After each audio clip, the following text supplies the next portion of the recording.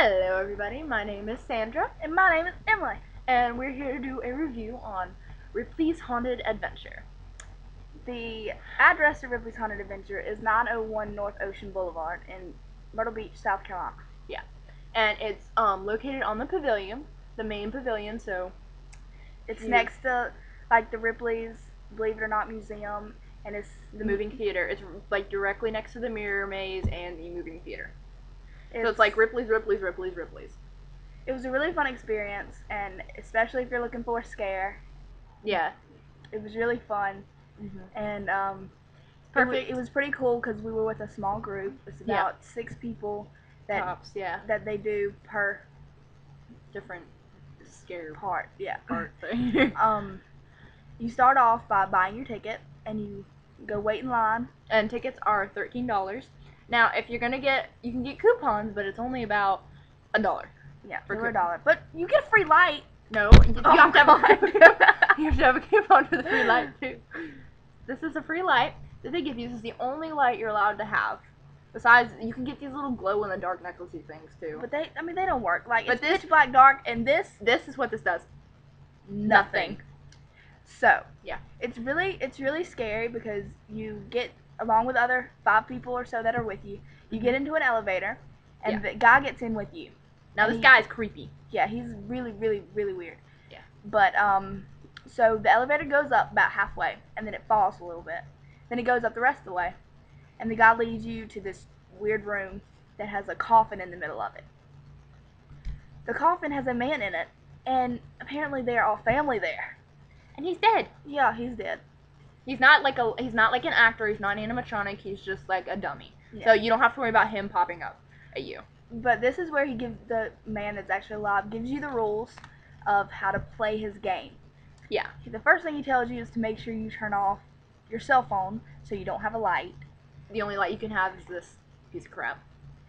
So Bye-bye. he tells you to turn off everything electronic you have, and he tells you that anything's lost that you'll never see again, and he tells you that It doesn't make any sense. If you drop anything, you don't get it back. you don't get it back ever.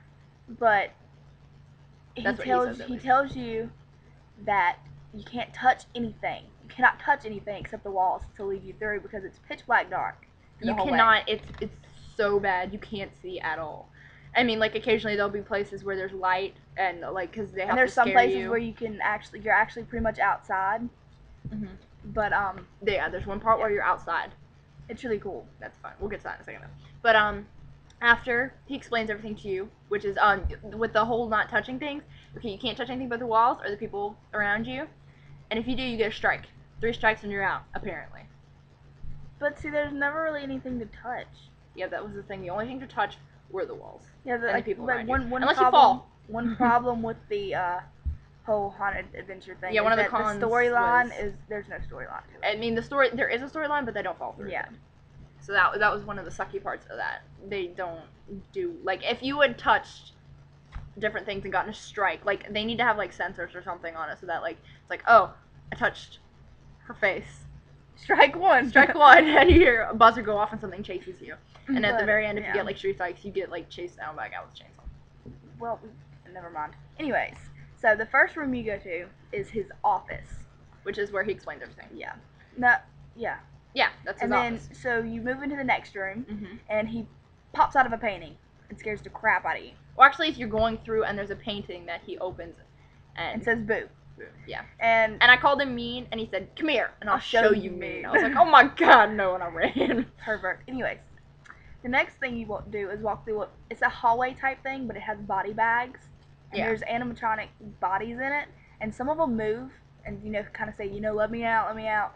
It's Yeah, really kinda stop touching freaky. me. All Yeah. these different things. Where am I? Because you have to walk through them, so you're touching like all of them. So there's the whole don't touch things thing going down the drain.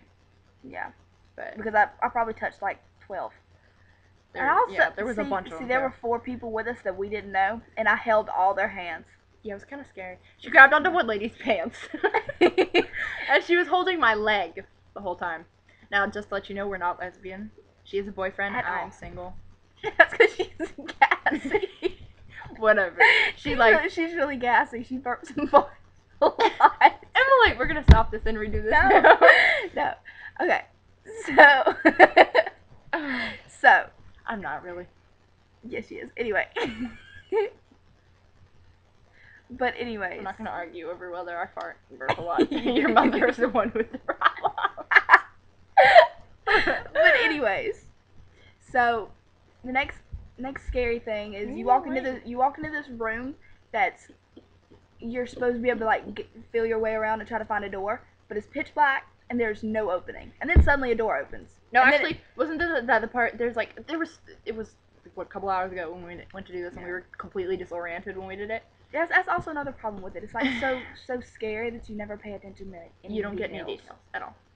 But there's one part where this guy, he's an animatronic person, but there's like, it's pitch black and you don't know, there's a window there, and a light comes on and this guy slams into the window next to you and blood drips down and stuff like that, and it says don't scream, I think. And then at that point everybody's screaming. Anyways. Yeah. But, I think we screamed the loudest. Yeah, I think we got that award. Sure enough. But lady said. So the next scary part was, of course, the guy chasing you with a chainsaw. Yeah. But see, there's one bad part about this too. Like, he pops out, but I didn't even realize that he was a scare person, because I thought he was just somebody that was with us. I think. And then I walk by him and he taps my shoulder, and I turn around and I see this guy in a freaky looking mask with a chainsaw. And that's when you realize. Yeah, that's when I like pretty much plowed over everybody that was in front of us. So he chases you over a bridge. You get outside, and that's when you're outside, and so people can see you screaming and everything. Yeah. And he runs you into an elevator, and then he stops chainsaw, tries to get in, pushes the button on the elevator, and then walks out the elevator. What's the point of that? But anyways, well, I told him he shouldn't have gotten on the elevator anyway.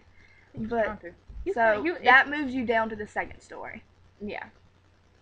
And the second story is pretty scary. Blah. Yeah. I mean, it's pitch dark. You have to find your way.